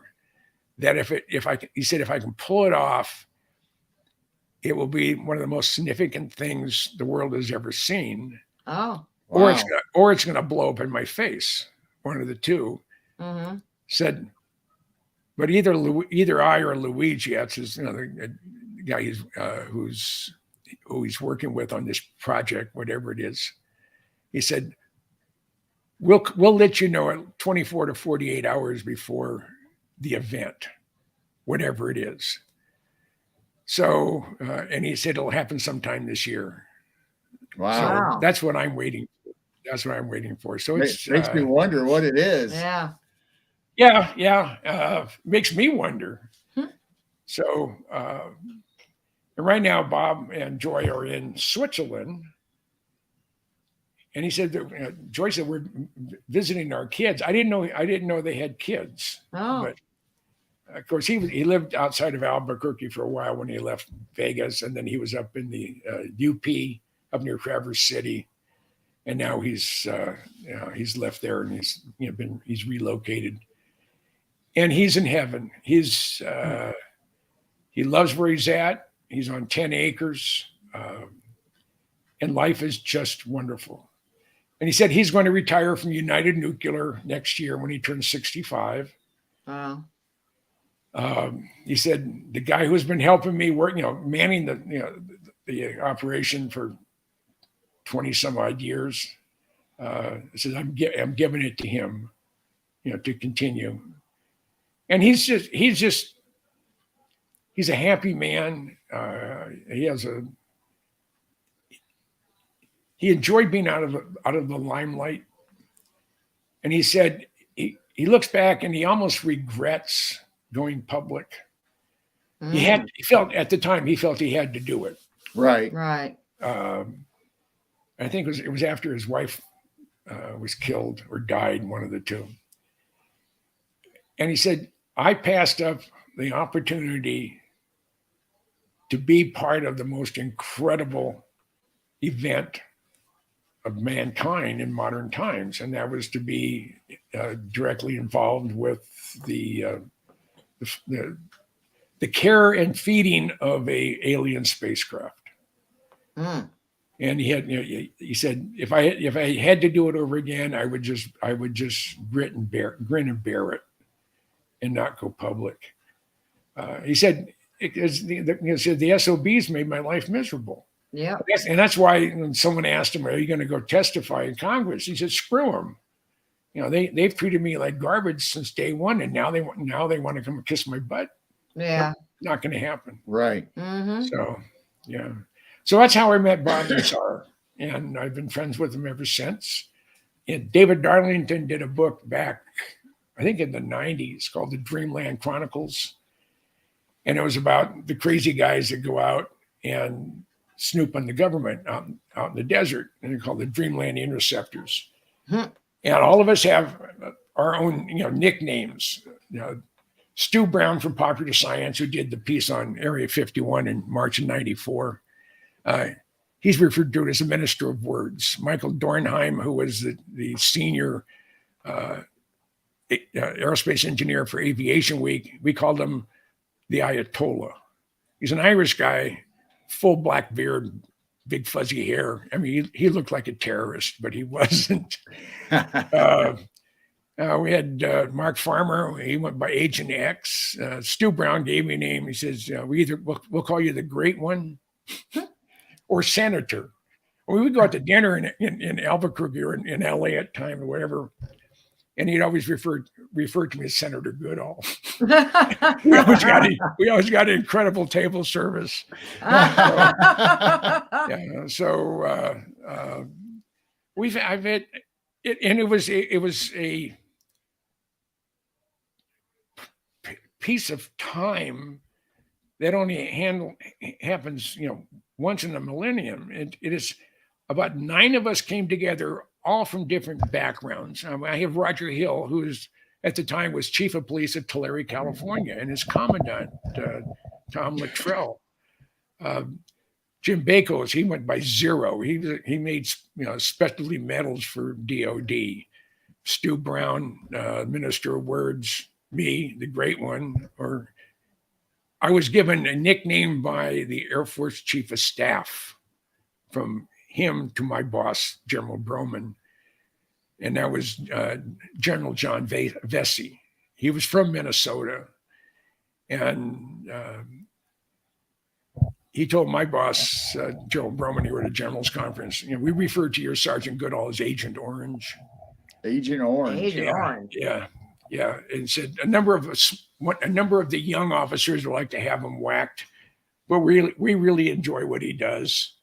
And so I'm because of what I do, I'm known from the top on down. So it just goes with the territory. But I've had a wonderful time, and I've been blessed by knowing some incredible people: John Lear, Bob Lazar, John Andrews, Ben Rich. 6 of the former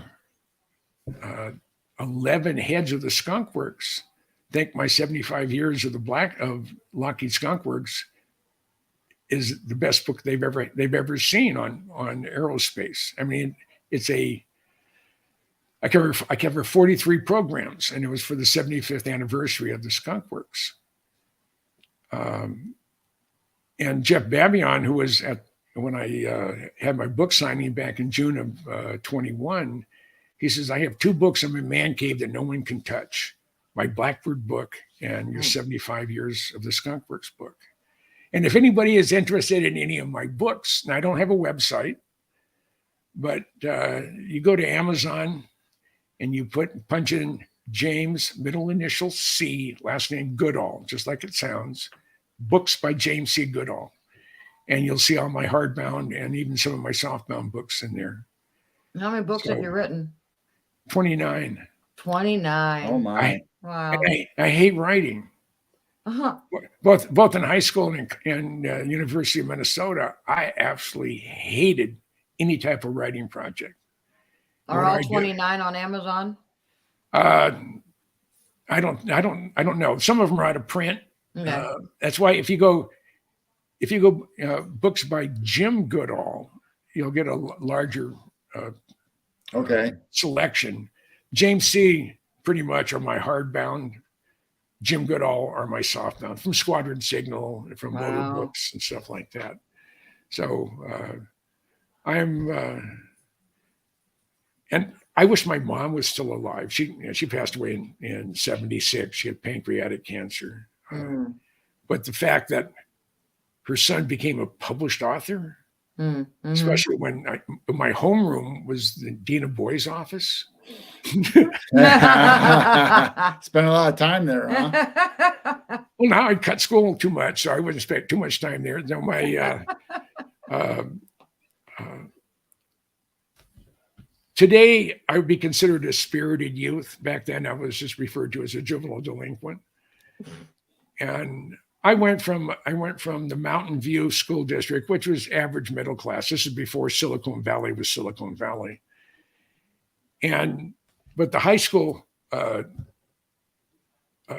to high school overlapped one block of Mountain View, and that was the block I lived on. So I had to go to Los Altos High School, which was all upper and very wealthy kids. I mean, we had kids coming to school in Stretz limos, Rolls Royces, Ferraris. One kid, you get a brand new Corvette, he'd crash it, and mom or dad would buy him another one. And and I hated it. I absolutely, and the only way I could make a name for myself or stand out, since I didn't go to Coverly, which was the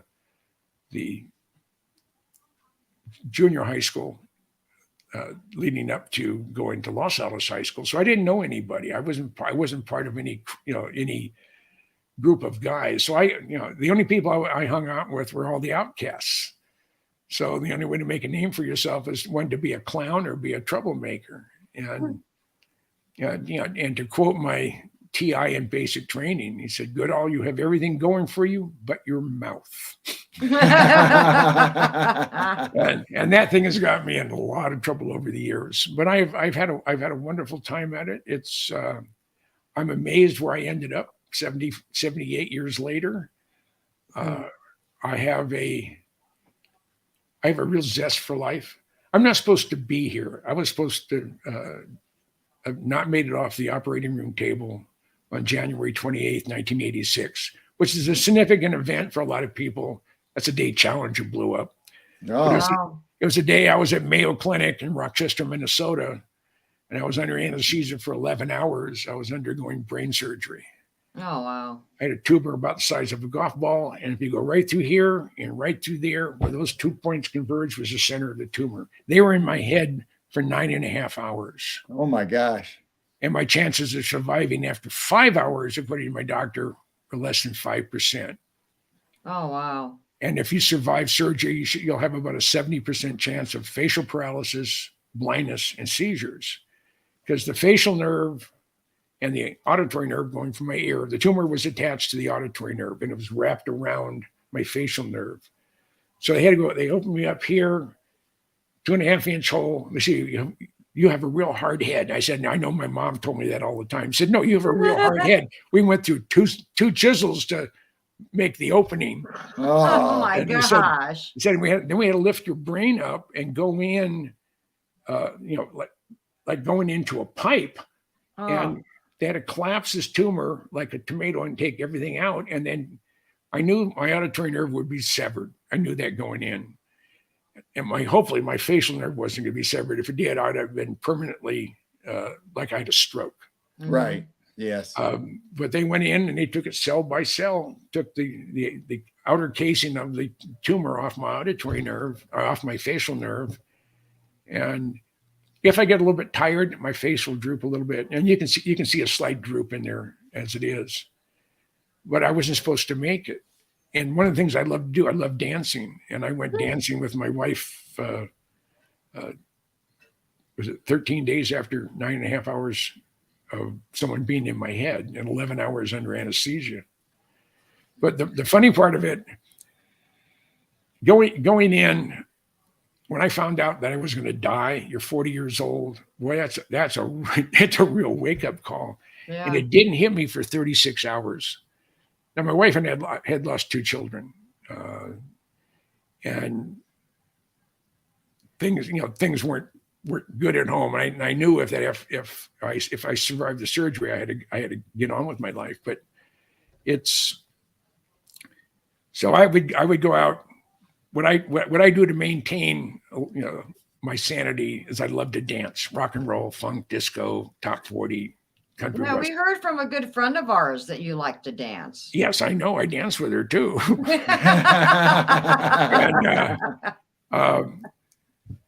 And I felt that I was at my place called Stone Wings. This is in Bloomington, Minnesota. It doesn't exist anymore. It started out as a Green Giant restaurant and then changed to Stone Wings, and it became Tony Roma's. And it was the place to go for 30 some odd years. And the joke was, it was the 45 to death crowd that went there. And it was the only place I'd ever been at a dancing place or a nightclub where a walker was considered a fashion accessory. Wow. It was, like I say, it was a 45 to death crowd. But I would go there for one session. I go there from 8:30 to 9:15. Then I'd go home. I wasn't there to pick up anybody, but I would dance every single song. And every woman there knew that I was safe, and every woman knew that, hey, I was a good dancer. So I never had a problem dancing, finding a dance partner. But this is 36 hours after I found out that I was going to die. And I'm all of a sudden I started choking up, and it took me 3 hours to drive 4 miles home.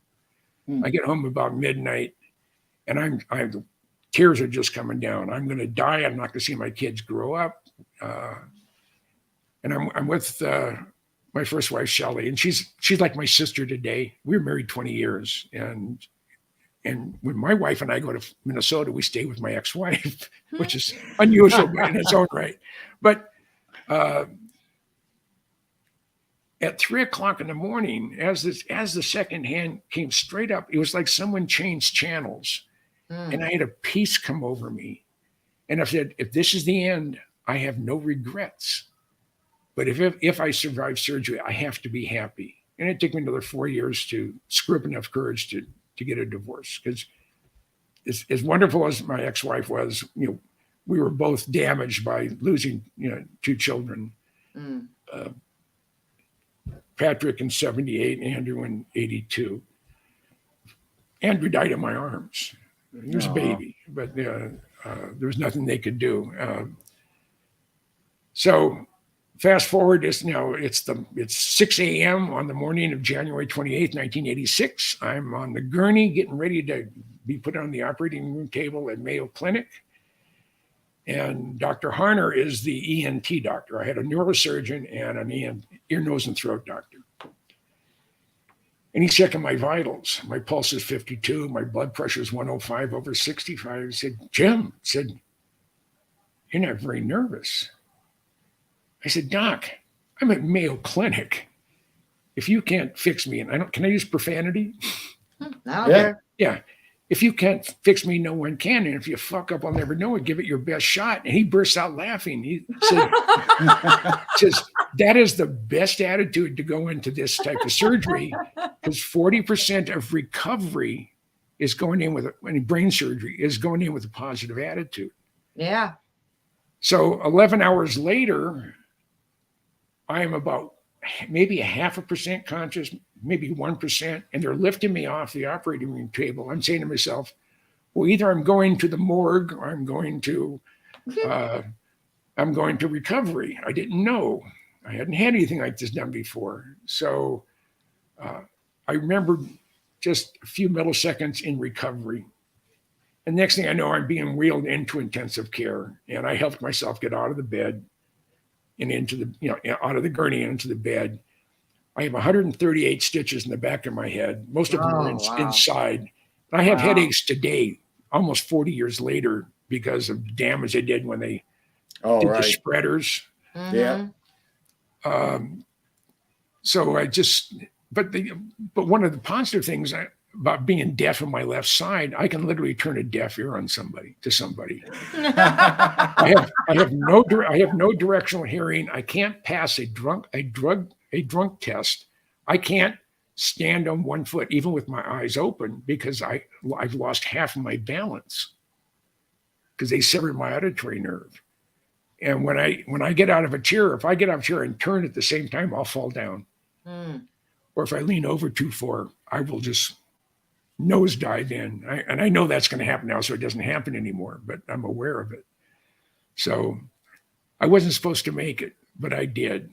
And I don't give a rip about most things. The only thing that's important to me are my loved ones and my friends and people that I can help out, or this community that you and Jane and I are in. I mean, they're a bunch of misfits. They're a bunch of unique individuals, and I absolutely cherish the idea that I'm part of those groups of people, and I love it.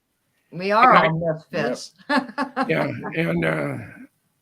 and looking at death and smiling at it and dealing with it is a real. I mean, it really cleanses the soul. So you don't like me? Join the crew. I don't care. There's freedom in that. Yeah. Oh, absolutely, absolutely. And my idea is the most important thing. I said are the people in my life. Everything else is secondary, and that also goes to four-legged people like my fur baby or anybody's dog. I can't imagine anybody harming a dog. But that's sort of a thumbnail sketch of who I am, my passion for the blackbird, my passion for all things Lockheed Skunk Works, my feelings towards life in general. I'm blessed to be alive. A lot of people, all they do is piss and moan and this and that. I'm not happy. Life is just sucks. No, it doesn't. Maybe your attitude does, but life doesn't. Yeah. And I try to look at the glass as half full, not half empty. It's like someone said, it's refillable. Yeah. I've had multiple wives. I'm very close to my first one. Her name is Shelley, and Shelley and Rosemary. She's my very last wife ever. They get along great. But I've been blessed with, just some wonderful women in my life, some wonderful friends. I've had people that I thought were my friends forever, stab me in the back. But same here. 61 years, and he did a number on me, and he was going.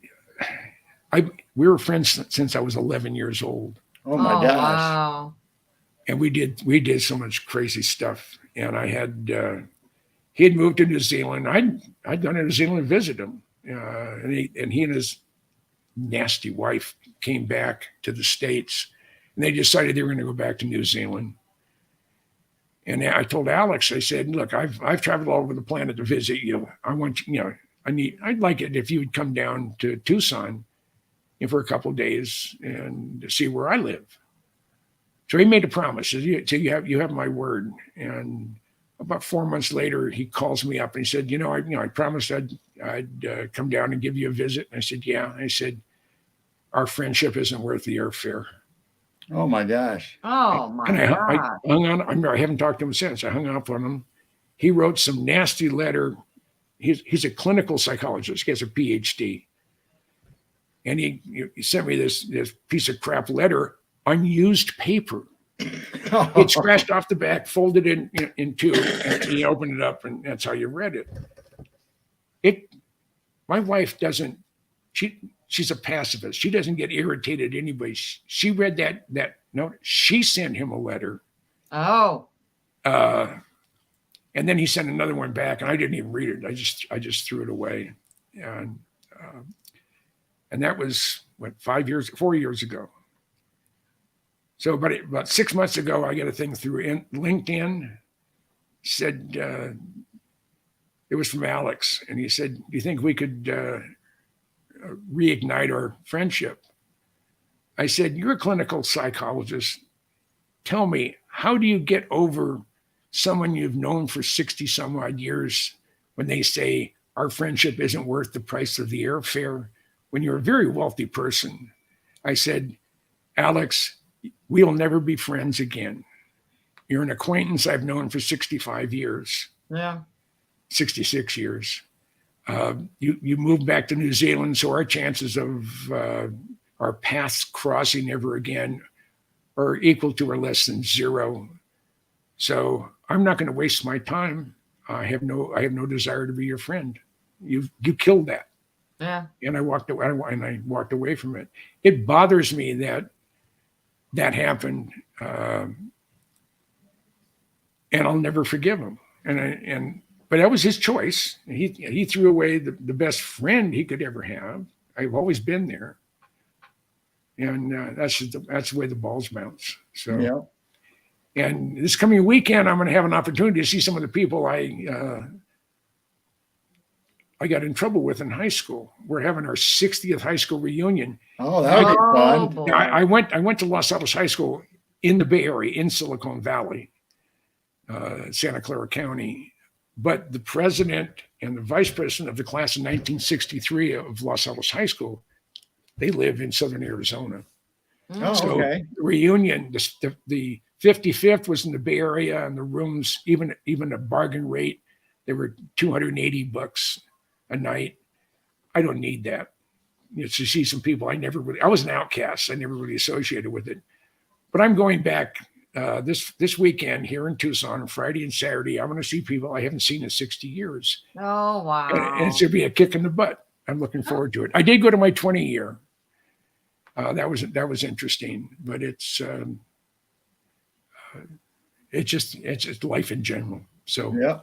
But we've been gabbing I've been gabbing for Yeah, almost 2 hours. Almost 2 hours. We'll go ahead and end it here, and we'll have to have you on again. This has been great. I anytime, as long as you give me a little bit of notice. Okay. Also, the other thing that I've told almost everybody that I've ever been on any podcast with, if for some reason your guest that you're going to have on bails for some reason, mechanical, airline cancellation, sickness, or whatever, if I'm available, call me up. If I'm available, I'll fill in. Okay. Thank you. And I can talk about almost anything, mostly technology wise, but pretty much almost anything. I So appreciate Thank that. you. We Thank you. appreciate that very much. Again, and I enjoyed last night with you, Gerald. Yeah. That was fun. I That was enjoyed good. it myself. That was Yeah. a great show last night. Yeah, and Robert Bauer and we can't talk for less than 2 hours. And he's going to be here he's going to be here in Oro Valley next Tuesday. He and his girlfriend are come down from Farmington, New Mexico, and it should be a fun evening. But other than that, I've had an absolutely delightful time. It was a joy meeting you both of you last night, and I'm glad I can contribute to your program today and anytime. All right. Thank you. Thank you. So you'll have a great one. To call you our friend. Now I can go back and watch football. Yeah. No, we'll probably watch Jessica and all them online Yeah, after Jessica. we get done. Yeah. I know. My mind just went blank. It's not important. I have usually 1,000 things going in my head at any given time, and all someone has to do is just sort of change my like squirrel, Yeah. and I'll forget what the hell I was talking about. So, and for C. Duke, yes, interesting conversation, and I thoroughly enjoy it, and I enjoy my hosts, Gerald and Jane, and it's just been a fun 2 hours. All right. Well, don't go anywhere. We want to talk to you just a little bit after the show, and Okay. we're going to say bye to everybody and chat. And thank you all for coming tonight. And Jim has just been such a lovely guest, and we're proud to call him our friend now. Yep. And thank you for coming. And don't forget, we'll be on Wednesday or early Thursday morning, since I get off at midnight, or I'll get home by midnight. So we start a show and just talk to people and chat and have a good old time. And what do you do? What do you do for a living? I work at a Caterpillar, and we make injection parts. We're the only plant in the world that makes all the fuel system for all their dozers and all their equipment and generators. Wow. Wow.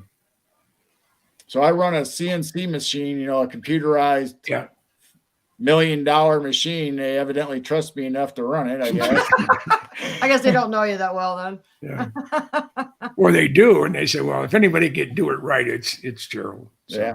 Fake it till you make it, I guess. I don't know. All right. yeah. No, I think I got picked for that machine because I've always been good with technology and computers and understanding electronics, and that thing is just full-blown computerized. It controls everything by computer, and you have to make the adjustments and everything. And it's almost looking like a supercomputer, all the data going by and all these different panels, to control the machine. So it's really fun and amazing to do. I remember last time I was in West Palm Beach at Pratt & Whitney, Arnie Gunderson was giving me a tour. He's Mr. J58. He said, I got to show you this one room. And it was a glass enclosed structure. It's right in the middle of the plant. And they had a chunk of titanium. It was about 3 feet by 3 feet by 3 feet. I can't imagine what that thing cost. And they were cutting it with water jet. And it's on a fixture, so it's going to rotate it around or whatever. He said, well, how long is it going to take for that water jet to make the part? He said, no, probably 10 days. It'll be sitting there cutting with high pressure water and I don't know if it's diamond dust or garnet or whatever, but enough to cut the titanium. That was fascinating. Oh, Wow. Yeah. So I've done a lot of things. I've been in a lot of places, and I've had a lot of fun. And it's time to go watch football. All right. Well, hang on just a second. Yeah. I will. All right, everybody. We love you. Be kind to others. Do something positive, Keep looking up. and we will see you next time. Hopefully see you Wednesday, if not next Sunday. All right. Love you Love all. everybody. Take care. Thanks for joining us.